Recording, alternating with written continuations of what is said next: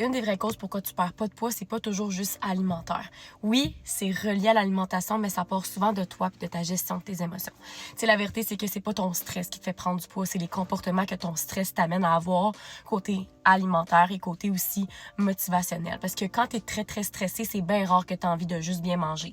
Tu vas binger, tu vas manger plus, tu vas manger tes émotions. Ou bien, tu vas pas t'entraîner, tu vas bouger moins parce que tu vas être en mode survie. Fait qu'en ce moment, la cause, c'est peut-être pas juste dans ton assiette. C'est de commencer à te recentrer et à faire du ménage sur toi pour que par la suite, les comportements soient plus alignés à ton objectif et à ton identité, la femme que tu as envie d'être, qui est en santé, qui est en forme, qui s'aime, qui est bien dans son corps et dans sa tête. La perte de poids, c'est pas juste une question d'alimentation. La perte de poids, c'est vraiment plus que ça. Puis on se fait vendre l'idée que suis un plan alimentaire, suis un plan d'entraînement bien strict, puis tu vas atteindre tes objectifs.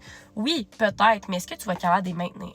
Parce qu'en dehors de juste avoir un déficit calorique, il y a la qualité de tes aliments, il y a aussi comment tu bouges, comment tu te parles, comment tu agis, c'est quoi ton stress, c'est quoi ton anxiété, est-ce que tu as un bon sommeil, est-ce que tu bois assez d'eau.